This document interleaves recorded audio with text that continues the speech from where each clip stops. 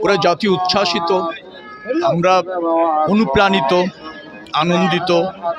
কারণ বাংলাদেশের মানুষের বিএনপির কাছে একটা রাষ্ট্র ব্যবস্থাপনা, একটা আপনার রাজনৈতিক সৌহার্দ্যতা প্রত্যাশা করে বাংলাদেশের মানুষ, এবং সেটি বাস্তবায়ন করবার জন্য বাংলাদেশের মানুষের কাছে একমাত্র প্রতিষ্ঠিত এবং গ্রহণযোগ্য নেতৃত্ব হচ্ছে জননেতা তারেক রহমানের নেতৃত্ব।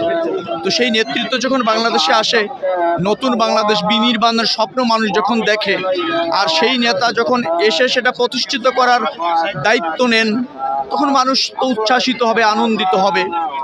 তারই অংশ পুরো দেশব্যাপী চলছে। আর আমরা যারা নেতা কর্মীরা, শুভানুধ্যায়ীরা আছি, তারা তার আদেশ নির্দেশ, তার পরিকল্পনা বাস্তবায়ন করবার জন্য অতীত ঝুঁকি নিয়েছে, দলের সাথে থেকেছে, তার নেতৃত্ব অনুপ্রাণিত হয়ে দলের আদর্শ বাস্তবায়ন করবার জন্য অথবা জনগণের অধিকার প্রতিষ্ঠার জন্য কাজ করেছে। সেটা আমাদের নেতাকর্মীরা করতে নতুন করে আজকে এখানে শপথ নেবে অথবা উপস্থিতি জানান দিয়ে একত্রতা প্রকাশ করবে, সেটারই একটা বহিঃপ্রকাশ দেখতে পাচ্ছেন। সব শ্রেণী পেশার মানুষও আছে, দলের নেতাকর্মীরাও আছে। এটা একটা মহামিলন মেলা। আজকে দীর্ঘদিন পর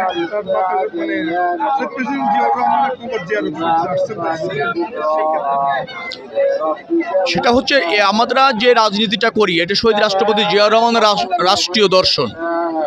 তো সেই রাষ্ট্রীয় দর্শন বাংলাদেশে বাস্তবায়ন করতে চাই। স্বাধীনতা, সার্বভৌমত্ব, জনগণের সমৃদ্ধি, তারপর ধরেন যদি আপনি এটাও বলেন যে রাষ্ট্র ব্যবস্থাপনাটা কার্যকর করা, জবাবদিহিমূলক সরকার, তো সেই কাজগুলি যার রাজনৈতিক দর্শন অনুসরণ করে বিএনপি করে, তার মাজার জিয়ারত করেই শুরু হতে পারে, এবং তাকেও এভাবে জানান দেওয়া যেতে পারে যে না, আমরা তোমার অসমাপ্ত কাজ শুরু করার জন্য জাতির কাছে নতুন করে অঙ্গীকার করেছি, জননেতা তারেক রহমানের নেতৃত্বে করছি।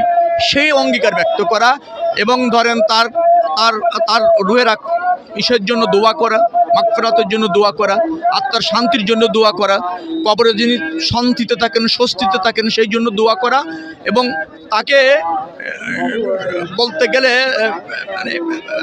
সৌহার্দ্যতা বললে ঠিক হবে না, এমন একটা ভাবে আমরা অঙ্গীকার এখান থেকে করতে চাই মাজারে এসে, যে তার অসমাপ্ত কাজগুলি যেন আমরা সমাপ্ত করতে পারি।